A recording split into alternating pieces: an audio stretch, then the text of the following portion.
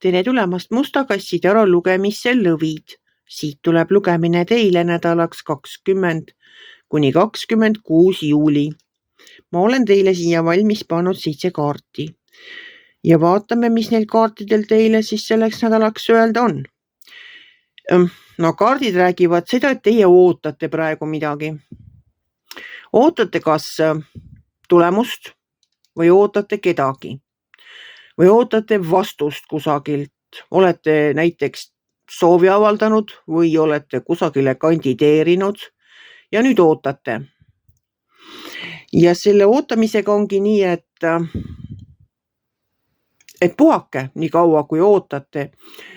Et minge näiteks nostalgia radadele, minge vaadake neid kohti, kus te lapsepõlves olite, külastage oma kaugeid sugulasi selle ootamise ajal, et kasutage seda ootamist ära nagu efektiivselt, et mitte diivani peal kodus külili telekat vaadates, vaid seda suve nautides, mis meil väljas on.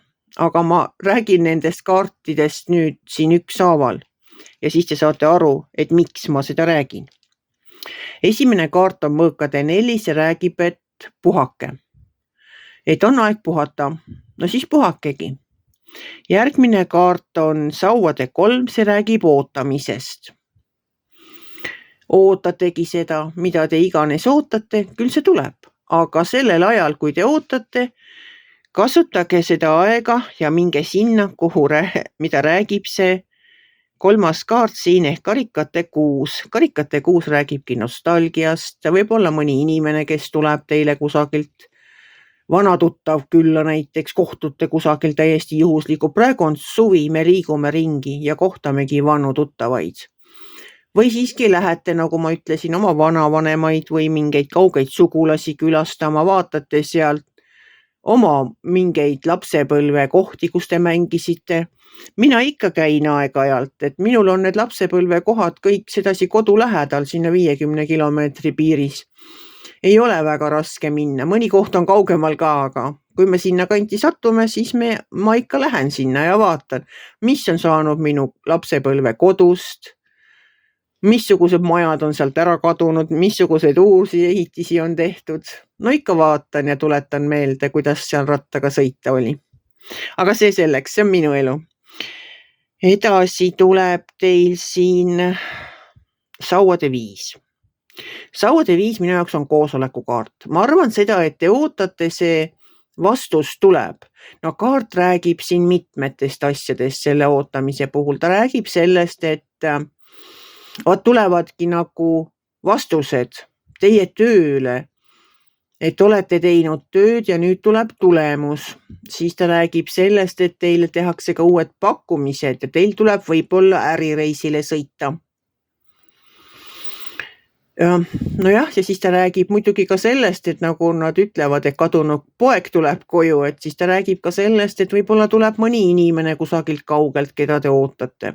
Et variante on siin nagu mitu, eks teie ise teate, aga kuna järgnevad kaardid räägivad siiski nagu rohkem ärist ja nagu sellistest töötegemistest, projektidest ja sellistest asjadest, siis ma lihtsalt nende kaartide põhjal arvan seda, et teil nagu ongi mingi projekt kuskil lõpetamisel ja nüüd te ootate, millal siis tuleb kas selle eest tasu näiteks või on teile pakutud midagi, aga nii, et kui tulen, siis arutame.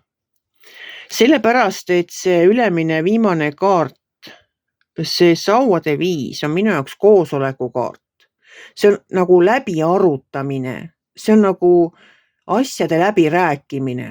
See võib olla ükskõik mis projekt, aga see on nagu läbirääkimine. Inimesed istuvad ümber laua, igaüks ütleb oma arvamuse ja siis arutatakse kõik need variandid läbi. Need variandid, mis teil laual on, arutatakse kõik ilusasti läbi, lüüakse seal plussid-miinused kokku ja lõpuks tehakse otsus. Alumises esimene kaart on teil siin müntide baas ja tema järgi kohe tuleb karikate baas. Müntide baas pakubki koostööd, pakub raha teenimise võimalust, ta tuleb uudistega. Baasid tulevad kõik mingite sõnumitega. Kui müntide baas tuleb rahasõnumitega, sest ta on rahakaart, siis karikate baas on meie mõtted, meie tunded, meie suhted.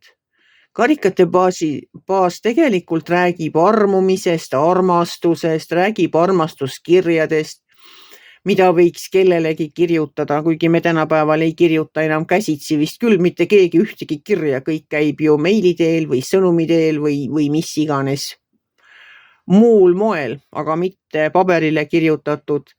See on jäänud kuidagi minevikku, pole täiesti kadunud. Aga no kiirem on loomulikult, palju kiirem on ju helistada, saata sõnum, Messengeris saata mingisugune teade, saab ju häälega teateid saata, saab kirjutada. Et jah, loomulikult elu on läinud kiiremaks ja niisugused armastuskirjad vanal moel, et kirjutasime ja panime margi peale ümbriku sisse ja saatsime ja siis ootasime vastust. Et need ajad on nagu kuidagi mööda läinud. Et ma ei tea, ma arvan siiski seda, kuna viimane kaart on teil keisrinna, mis on minu jaoks nagu absoluutne tingimusteta armastuse kaart. Siis võib siin olla ikka mitut asja, mõni tööpakkumine ja võib olla ka kusagil kallim teel. Keeruline jah, et nendesse, kuidas ma ütlen, armusuhetesse ma ei taha sekkuda üleüldise lugemise käigus. Et kuna teid on ju palju, siis ei saa ju olla see lugemine nagu kõigile nagu üks ühele, et nii lähete seal reedel tööle, kohtate seal kuskil poolel teel oma armastatut ja nüüd elate siin võib-olla elu lõpuni õnnelikult. Panen veel kuupäeva ka, millal teie abiellute. No see poleks ju loogiline. Et see, ma arvan, et see solvaks võib-olla neid, kes juba on abielus ja teeks õnnetuks need, kes on üksinda ja ei leia seal sellel päeval, mil ma ütlesin endale seda elukaaslast kuskil poolel teel. Et jääme ikkagi sinna reaalsuse juurde ja mõtleme seda, et see on üleüldine lugemine ja igaüks võtab siit kaasa selle, mis teda kõnetab. Et need, kellel on vaja kuulda minu lugemist, need kuulevad seda kindlasti. Selles olen ma kindel sellepärast, et kõik sõnumid ju, need ei tule ju minult. Need tulevad ikkagi universumilt ja kõrgematelt jõududelt, inglitelt, universumilt. Et mina unustan selle ära, mida ma siin räägin.